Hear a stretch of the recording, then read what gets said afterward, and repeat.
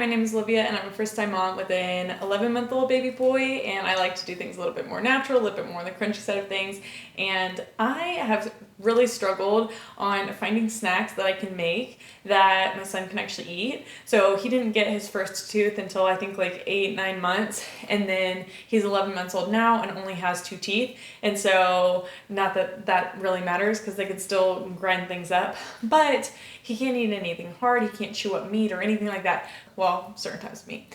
Anyways, so with that, I haven't wanted to buy like packaged processed foods. So I've really tried to find and make snacks that work for him and that he likes and that are soft enough for him and are easy to take on the go. So I found a couple things. He really likes pumpkin, and so I'm going to share little pumpkin puffs that he really likes, pumpkin balls, which we both really like, and then these, it's a little bit more for me, but just to use all the pumpkin and use all the ingredients, these like pumpkin brownie bars. They don't have chocolate in them, but anyways, they're really good. So if you're interested in that, if you like pumpkin, if your child likes pumpkin, and you also struggle with finding snacks that you can take on the go or snacks that he likes or whatever the case may be, then let's go ahead and get into these recipes. So we're gonna start with the pumpkin puffs. We're gonna blend all of this up. So we're gonna put everything in my little Ninja bullet. The first thing we're gonna start off with is half a cup of rolled oats, another 1/4 cup of pumpkin puree. So I had been making this and realizing like I'm wasting so much of the can of pumpkin because you don't use very much of it. So that's why I started looking for other pumpkin recipes, and I came up with these other 2 that I really like. So it makes me feel a lot better about opening this can of pumpkin because I can use almost all of it. I just went ahead and used, my bananas that I had that were semi-ripe. I saved super ripe bananas specifically for this, and my husband didn't realize and thought he was like doing me a service by eating the gross bananas on the counter, but really it's the ones I needed. So I'm just gonna do the best with what I have. I'll mix it up in a bowl and then measure it out and add it to my little blender. And I just want to say that I don't have like a fancy food processor, a fancy like blender of any kind. Actually, I do have a blender, but it leaks with any type of liquid inside, so it doesn't really work.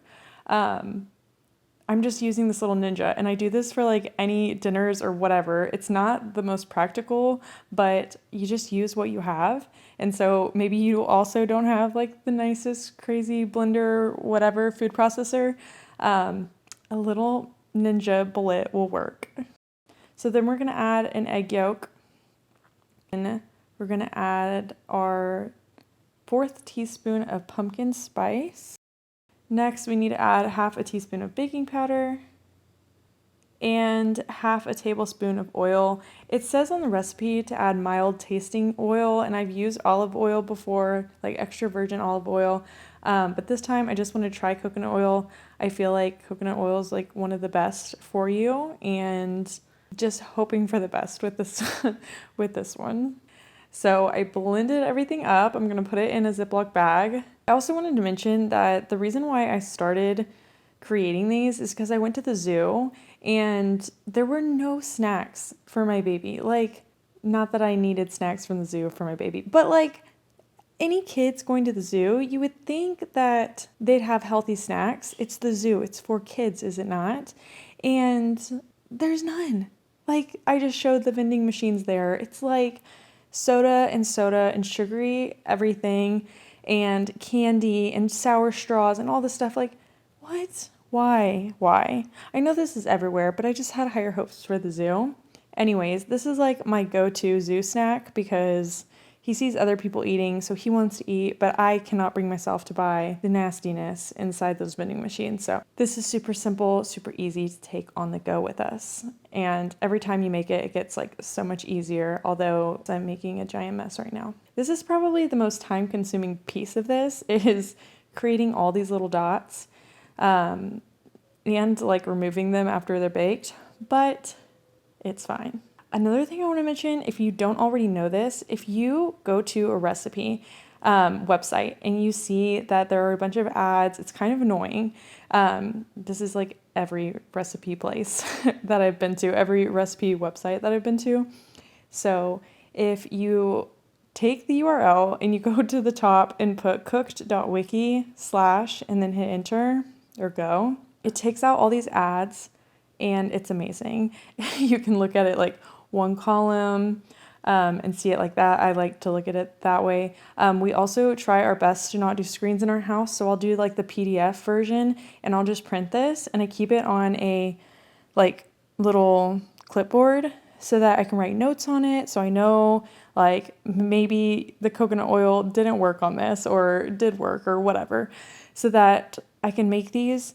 I'm not using my phone. I don't have to show my screen to my child. And hopefully when he gets older, he can help me with this kind of stuff. And it'll be like, just like a fun screen-free activity for us to do.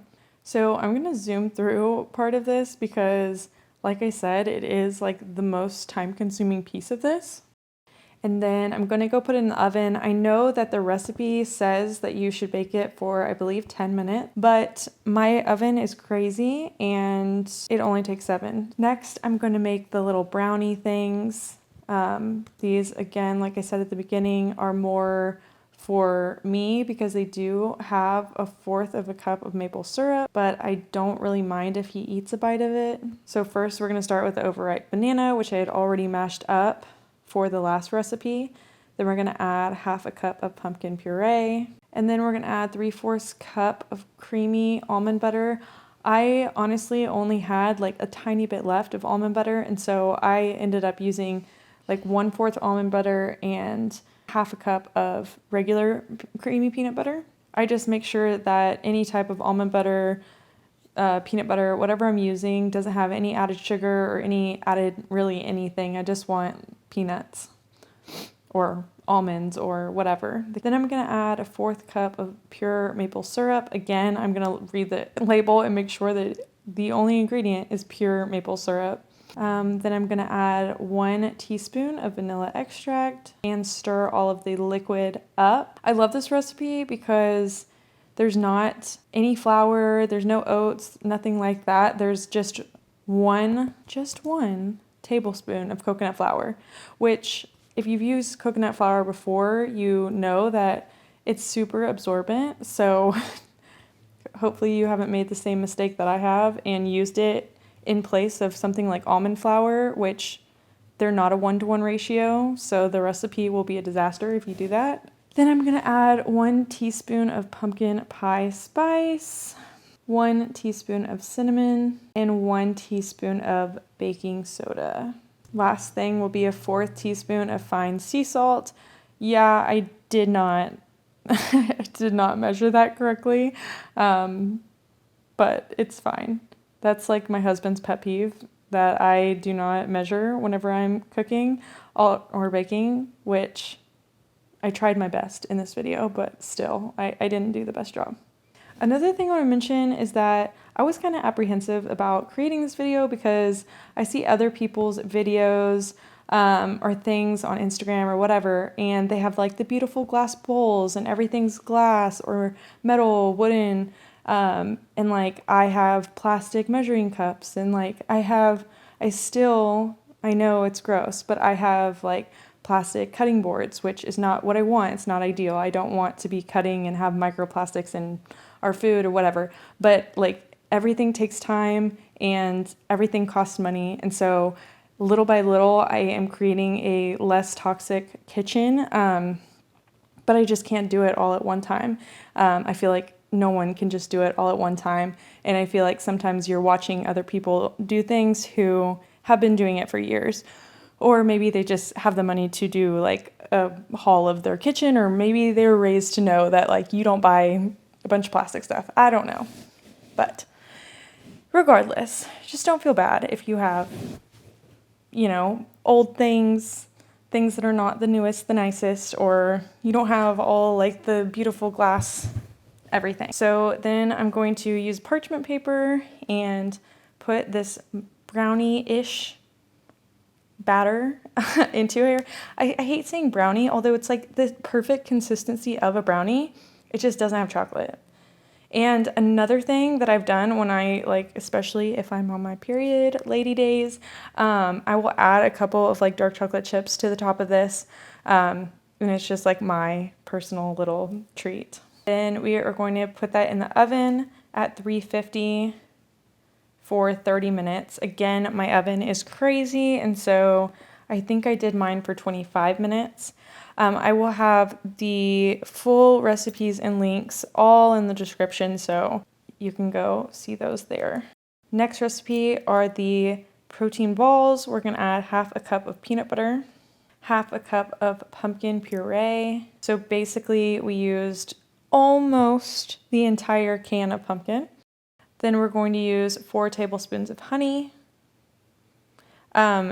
I use maple syrup because my son is 10 months old and, oh, actually he's 11 months old. He's 11 months old and they recommend that you don't give them honey before the age of 1. I don't know how that makes sense magically when he's 1, that like something changes and it's okay. But, you know, I'm just usually try to be a little cautious of that. He has had honey. You should definitely do your own research and do what feels right to you. I also want to mention, although I think that it's fully known, that I am not a professional. I'm not a chef. I'm not a cook. I have no training of any kind. I am just trying to make some homemade things that I know that have clean ingredients for my son. So the next thing we're going to add is a cup of rolled oats, which I don't really think that I made it to a cup, but you know, we're going to roll with it because that's all I had. Then we're going to add 1.5 teaspoons of pumpkin pie spice, 2 tablespoons of chia seeds, and 2 tablespoons of ground flaxseed. So I know that I mentioned that a lot of this stuff is from Walmart, which I think is like pretty accessible for most people. Well, at least most people in America. I was shopping at Target for a while and they have a lot of clean products and like organic things and brands that I like, but it's always more expensive. Like I would say $15 to $20 more per grocery outing if I go to Target versus Walmart. And so sometimes there are specific things I want from Target, so I'll do the pickup from there. But a lot of the time you can get really great things just from Walmart. And so you don't have to go to like Whole Foods, although Whole Foods is amazing. I also love Sprouts. And I'm going to try to make it a habit of going to the farmer's market every week as well, which I'm super excited about doing that and incorporating that, especially for my son as he gets older, to see where his food is coming from. So typically when I make these balls, it makes 9, and I just put them into a Ziploc bag, and those are our snacks for the week.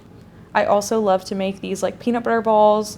I make one version for my husband who likes things a little bit sweeter. He likes to use honey. He likes to use different chocolate chips. And then I'll make some for myself. And then, of course, there's no chocolate chips of any kind for my son. So they're super easy to make, no bake involved, and you can customize them very, very easily. These are always a staple in my fridge.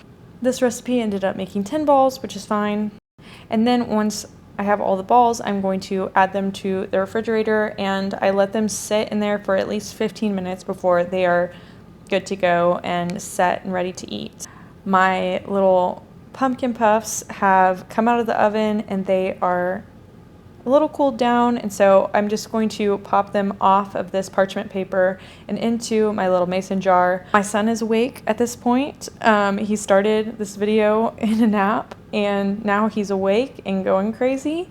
So if I took more time popping these off, I probably could have done it in a more gracious way, but I was just going as fast as possible, honestly, to get this done. And so the parchment paper doesn't look too great after the fact. If you are creating these little pumpkin puffs for the first time, make sure that the consistency is kind of liquidy when you go to put it into the Ziploc bag. If it is like really thick, I personally have added a little bit of milk and made it a little bit like more runny, and it has made it so much better. So That's my personal opinion. That's how I have done it every time I've made it. The first time I made it, they were like pretty hard.